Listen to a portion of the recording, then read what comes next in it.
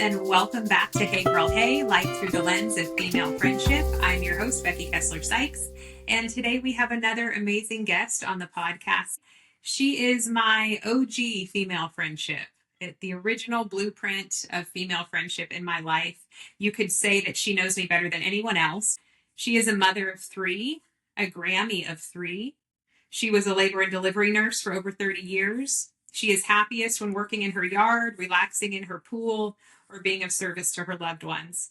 I remember thinking as a little girl that she was the most beautiful lady in the world, and that has not changed. My mom, Missy, is here today. And of course, we're going to talk about the different layers of motherhood, the perfect topic for us. This is not a one-size-fits-all journey. Everyone's relationship to even the word mother is different. But today, for this conversation, my mother and I are going to be the lens we look through, and we hope you find some gems. So I wanted to share a quote by Jill Churchill that says, "There is no perfect way to be a mother and a million ways to be a good one."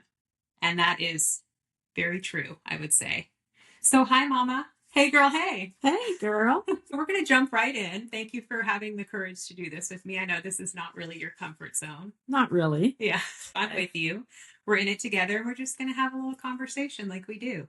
That'll be great. I want to start with you, not just as a mom, but as a kid. And I'd like to hear a little bit about what you were like growing up and sort of set the stage for us with your family system. Well, I came from a large family.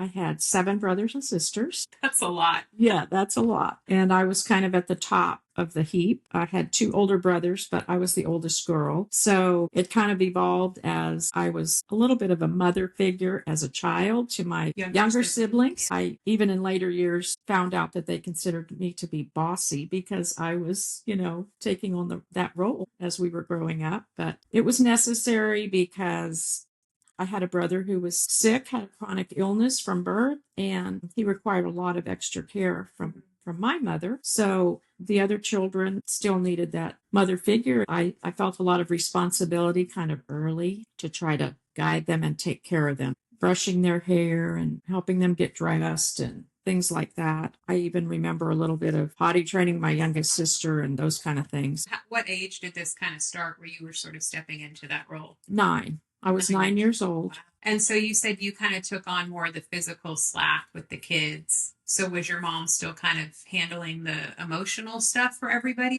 Well, I would say for the most part, the emotional was never her strong point. We were like a bunch of little soldiers. She handled us very much like that, like military kind of. Like nuns at Catholic school.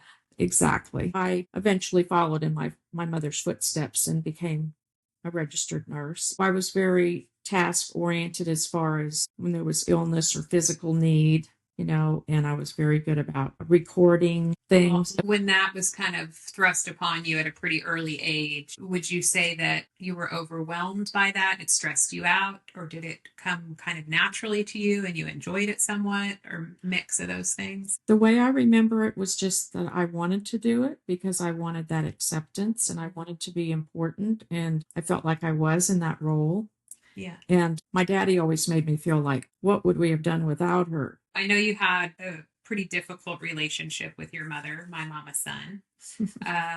But at the end of the day, she did manage to give birth to 8 children and raise them. Mm-hmm. So we give her a lot of credit for that. We do. It was very challenging. I can't even imagine raising 8 children. Well, I can imagine it because I ran a preschool. Right.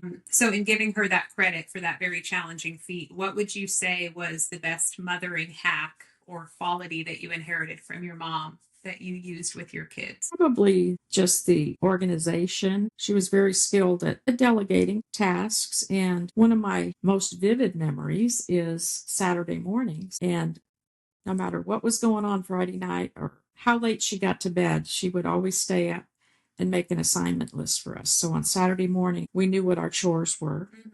And there's no way she could have run a household with that many children if we didn't help. It was sort of like living on a farm, and we had, You're part of a team. Yeah, very much part of a team. Whatever we wanted to do, we had our reading lists, and she would research the books and know what was right for each grade level. And she would tell us how many books we had to read during the summer. I guess the organization and just management skills. Yeah. She was very organized. Her experience was the same as far as not getting a lot of one-on-one time with either parent or a lot of emotional strokes.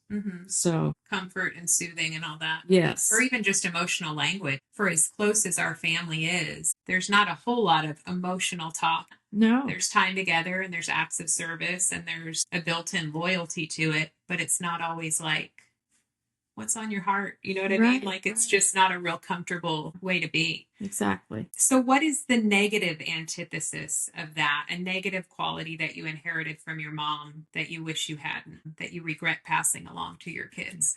I think it was having patience. Like she did have a lot to manage, but she expected what she requested to be done right away. And so she would end up yelling a lot. Like the raised voice was supposed to startle us into action, I guess. I guess the biggest emotion she would have had would be the anger. Right. And if you didn't do what she was asking, she would yell, and then it would get to the hairbrush or whatever. I definitely got the yelling. I thought that raising your voice was a way to get through to somebody instead of just stopping and discussing it. Yes, I did inherit that from you. You know, I'll still yell when I lose my cool here and there. It's not my go-to. I tend to talk things out a lot, maybe too much with Marilyn. And sometimes I do just want to yell and have her do it and be done with it.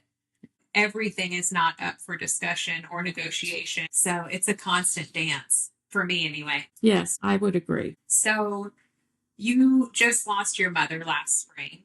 And I won't have you go through that whole journey, but do you have any insights or wisdom that have come to you since losing her that you think I might benefit from? Just keep striving to understand the other person because everybody has their own journey. And I think sometimes I didn't understand my mother because I was always vying for her affection. Do you wish she had taken more time to understand you, or you're suggesting both, that you wish you had taken more time to understand her too? I just kind of wish she had wanted to be closer emotionally. She didn't have a lot of real close women friends, and she didn't want to nurture a relationship with us as we grew up, you know.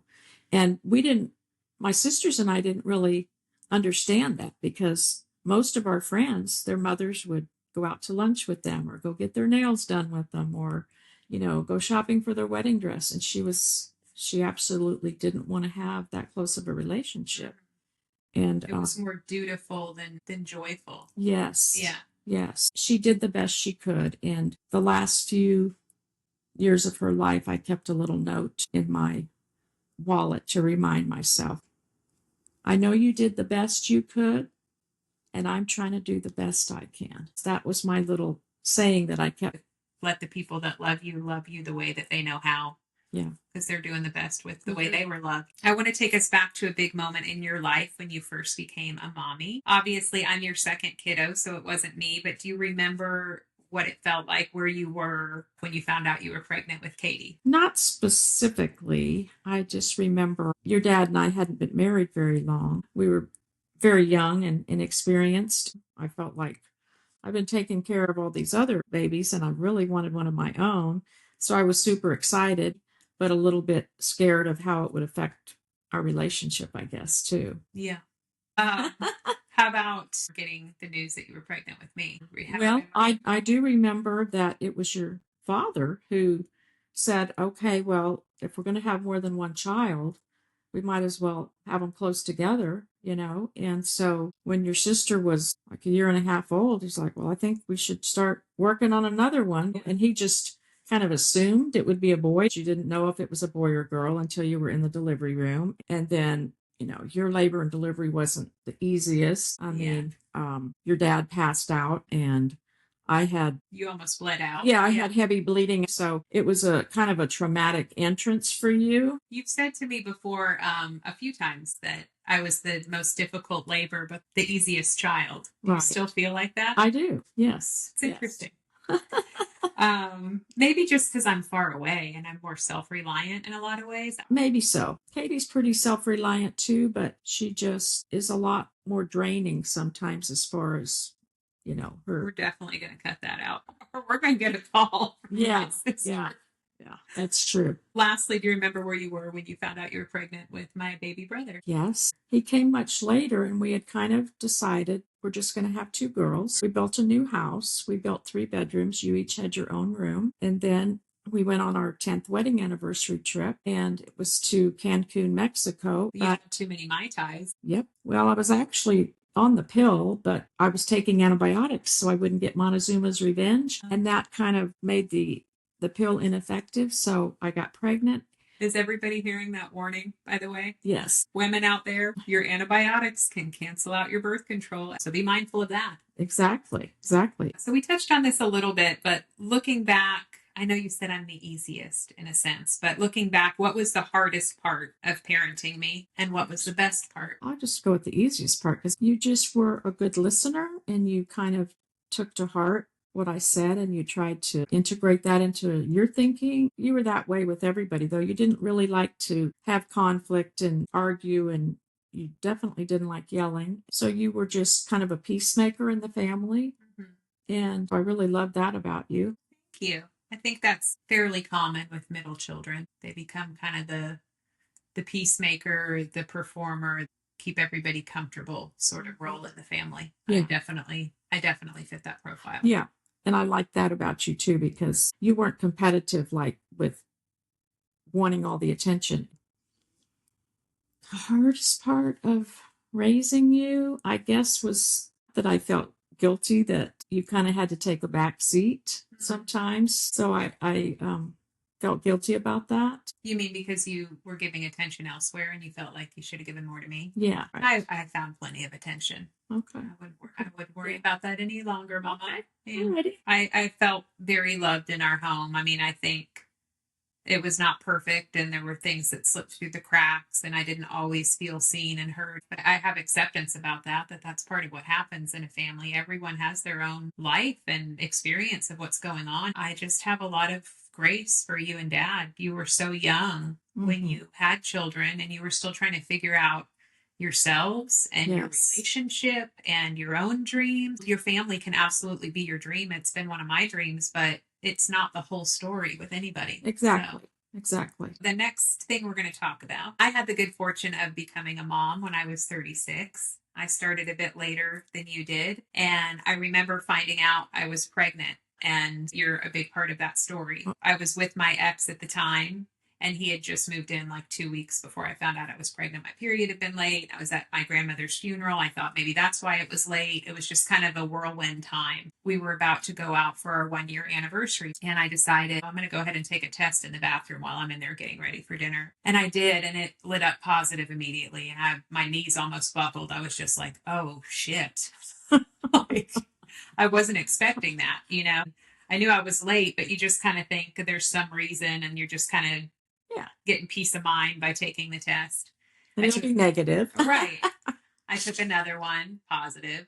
I would describe my feelings as mostly joy with a side of terror.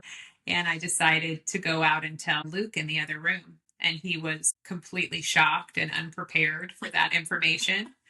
And I would describe him as mostly terror with a side of joy. So we were kind of like having our own experience with it. But I remember very well, he said the most ridiculous, hilarious thing to me that was very telling of the maturity gap there that would be a big problem. But he said, we need to talk to a grown-up about this. I'm 36, so is he. I'm like, a grown-up?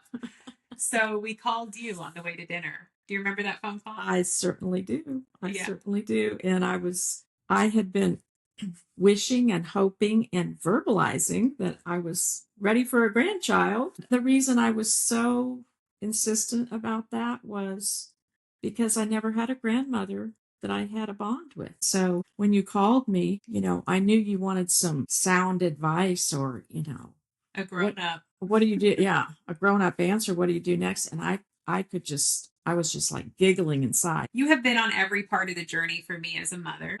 And I'm so grateful for that. Really, really grateful. I love sharing it with you. Well, and I'm so glad to have a daughter that will share it with me, because you might want to be close to your grandchild, but if your grown child or their spouse doesn't, you know, want that, then doesn't let you in on it. Doesn't matter what you want. That's true.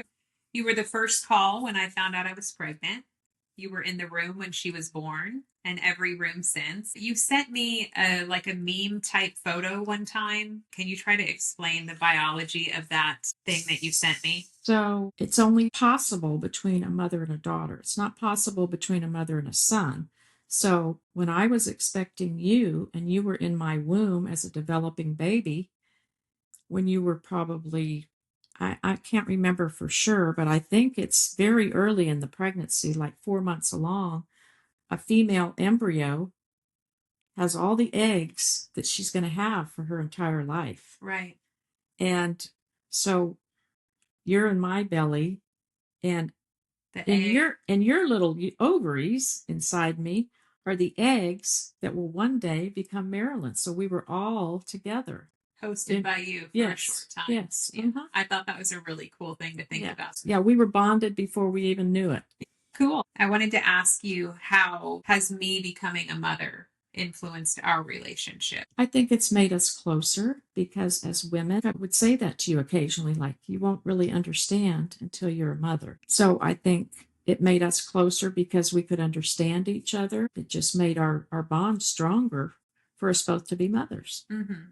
It's felt very collaborative to me. Like, you've had a lot of the answers. I've had a lot of the answers. We've been flying blind and figuring out a lot of stuff together. I think you've even kind of reparented in a certain way with her differently than you parented us. Exactly. And I would imagine it's healing for you since you didn't have a grandma. And now you're getting to be the grandma that you kind of always dreamed of. Very much so. You know, it just makes me feel good that I'm a special person in her life. Yeah. Because that's kind of what my goal was. I wanted to ask you, when you think about the future, yours, mine, our families, what do you hope for?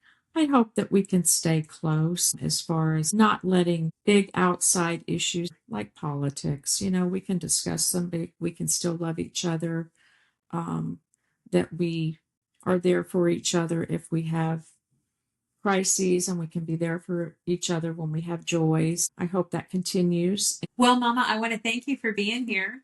This has been so fun to sit and chat with you. Thank you for having me. You were my first family member guest, and in my life, you were my first storyteller, my first teacher, and my first female friendship. So it's really nice to have you here on Hey Girl Hey. Thank you for having me. Listeners, thank you for hanging out today with us. Before I completely let you go, I want to do one thing. We do a little rapid fire question here at Hey Girl Hey. I'm going to ask you a few questions that are just kind of fun.